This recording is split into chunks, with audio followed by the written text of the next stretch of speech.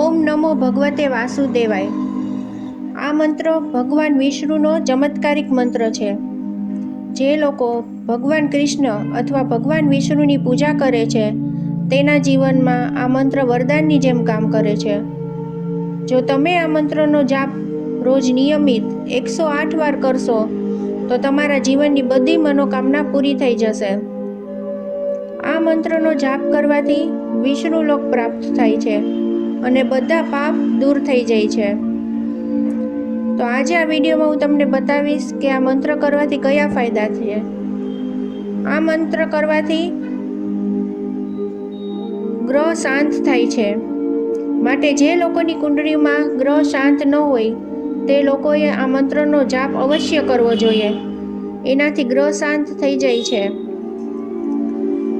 આ મંત્ર ભગવાન વિષ્ણુનો પ્રમુખ મંત્ર માનવામાં આવે છે. એટલા માટે જે લોકો આ મંત્રનો જાપ કરે છે તેનાથી ભગવાન વિષ્ણુ જલ્દી પ્રસન્ન થાય છે અને તેમની બધી મનોકામના પૂરી કરી દે છે. જો તમારું કોઈ કાર્ય સફળ થતું ન હોય તો ઓમ નમો ભગવતે વાસુદેવાય એ મંત્રનો જાપ જરૂર કરવો જોઈએ. કારણ કે આ મંત્રનો જાપ કરવાથી કાર્ય કરવામાં જે અડચણ આવે છે તે એકદમ દૂર થઈ જાય છે. આ મંત્રનો જપ કરવાથી બધા પાપ નાશ પામે છે અને સ્વર્ગના દ્વાર ખુલી જાય છે. જે લોકો આ મંત્રનો જાપ કરે છે તેમનું મન હંમેશા શાંત રહે છે. આ એક પ્રભાવશાળી મંત્ર છે. તેથી એ જરૂરી નથી કે એક જગ્યાએ બેસીને જ મંત્રનો જાપ કરવો જોઈએ. તમે હાલતા ચાલતા, સૂતા બેઠા ગમે ત્યારે આ મંત્રનો જાપ કરી શકો છો. અને એ પણ જરૂરી નથી કે આ મંત્રનો જાપ 108 વાર જ કરવો. તમારાથી આખા દિવસ દરમિયાન જેટલો જાપ થઈ શકે તેટલા કરવા જોઈએ. જે લોકો આ મંત્રનો જાપ કરે છે તેમની જિંદગીમાં સફળતા જરૂર આવે છે. વિષ્ણુ પુરાણ અને શ્રીમદ ભાગવતમાં પણ કહેવામાં આવ્યું છે કે જે વ્યક્તિ આ મંત્રનો જાપ કરે છે તેના જીવનમાં સફળતા જરૂર આવે છે. સફળતાનો મતલબ ખાલી પૈસા નથી, પરંતુ સફળતાનો મતલબ ખુશી પણ હોઈ શકે, શાંતિ પણ હોઈ શકે. તમે પણ તમારી જિંદગીમાં સફળતા મેળવવા માંગતા હો તો આ મંત્રનો જાપ અવશ્ય કરવો જોઈએ.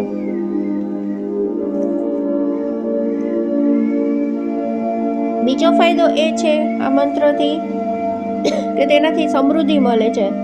સમૃદ્ધિ મતલબ ઘણા બધા પૈસા, ધન. જે લોકો આ મંત્રનો જાપ કરે છે તેના ઘરે લક્ષ્મીજી હંમેશા બિરાજમાન રહે છે. જો તમે પણ તમારા જીવનમાં સમૃદ્ધિ મેળવવા માંગતા હો, પૈસા મેળવવા માંગતા હો અને તમારી જિંદગી બદલવા માંગતા હો તો આ મંત્રનો જાપ 108 વાર અવશ્ય કરવો જોઈએ. જે લોકો આ ઓમ નમો ભગવતે વાસુદેવાય મંત્રનો જાપ કરે છે તેમના જીવનમાં ભગવાન વિષ્ણુની હંમેશા કૃપા રહે છે.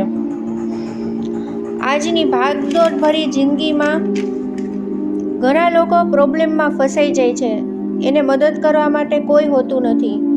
તમે જો ભગવાન વિષ્ણુના ભક્ત હો, વૈષ્ણવ હો અને તમે જો ઓમ નમો ભગવતે વાસુદેવાય એ મંત્રનો જાપ કરશો તો ભગવાન વિષ્ણુની તમારા ઉપર વિશેષ કૃપા રહેશે.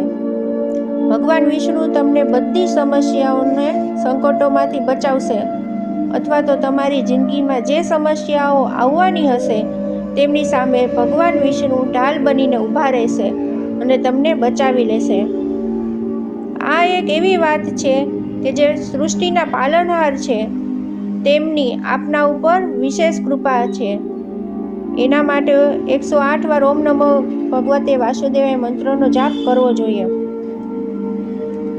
જે લોકો આ મંત્રનો જાપ કરે છે તેમના જીવનમાં શાંતિ હોય છે. આજકાલના લોકો એમ બોલતા હોય છે કે ભગવાન નથી હોતા, ભગવાને શું કર્યું? જે કર્યું છે તે તો અમે કર્યું છે. જે લોકો આવું બોલે છે તેની જિંદગીમાં હંમેશા ડિપ્રેશન, ચિંતા હોય છે. તેમની પાસે ઘણા બધા પૈસા હોવા છતાં તેઓને મનની શાંતિ મળતી નથી. જે લોકો ભગવાનના ભક્ત છે તેઓના જીવનમાં હંમેશા શાંતિ રહે છે. તમને પણ તમારા જીવનમાં શાંતિ જોતી હોય, સુખ જોઈતી હોય તો આ મંત્રનો જાપ કરવો જોઈએ. બીજો ફાયદો એ છે કે તેનાથી મોક્ષની પ્રાપ્તિ થાય છે. મોક્ષની પ્રાપ્તિ એ રીતે થાય છે કે ઓમ નમો ભગવતે વાસુદેવાય એ કોઈ એક સામાન્ય મંત્ર નથી કે સામાન્ય વાક્ય નથી, તે પૂરેપૂરો તાકાતવાળો મંત્ર છે. આ મંત્રનો જાપ આખા દિવસ દરમિયાન કરવો જોઈએ. આ મંત્રનો જાપ કરવાથી ભગવાન વિષ્ણુ આ ભવસાગરમાંથી તમને પાર કરી દેશે ને તમને મોક્ષ પ્રાપ્ત થશે. આપણે સૌ જાણીએ છીએ કે આ કલિયુગ છે, અધર્મ વધી રહ્યો છે, ભવિષ્યમાં કેટલો વધશે તે પણ ખબર નથી. ધર્મ ખલાસ થતો જાય છે, સારા લોકો રહ્યા નથી. તેથી તમે પણ જો મોક્ષ મેળવવા ઈચ્છતા હો તો ઓમ નમો ભગવતે વાસુદેવાય આ મંત્રનો જાપ આખા દિવસ દરમિયાન જરૂરથી કરશો. આ મંત્રના ફાયદા તો અગણિત છે. તેથી આ મંત્રનો જાપ વિશ્વાસથી કરવો જોઈએ. આ જ મંત્રનો જાપ જો તમે પૂર્વ વિશ્વાસથી નહીં કરો તો તમને જેટલું જોઈએ છે એટલું ફળ તમને મળશે નહીં. માટે આ મંત્રનો જાપ પૂરા વિશ્વાસથી કરશો તો આપણે જે ધાર્યું છે તે ફળ આપણને મળી શકશે. આ મંત્રનો જાપ કરવાથી માનસિક શાંતિ પણ મળે છે. આ મંત્રનો જાપ કરવાથી તમારું મન શાંત રહે છે. જે લોકોનું મન શાંત રહેતું નથી તેમણે આ મંત્રનો જાપ અવશ્ય કરવો જોઈએ. આ મંત્રનો જાપ થોડાક મહિના કરવાથી તમે તમારી અંદર એક અલગનું પરિવર્તન જોઈ શકશો અને તમને માનસિક શાંતિ પણ મળશે. અને આ મંત્ર કરવાથી વૈકુંઠ લોક પ્રાપ્ત થાય છે. જય શ્રી કૃષ્ણ.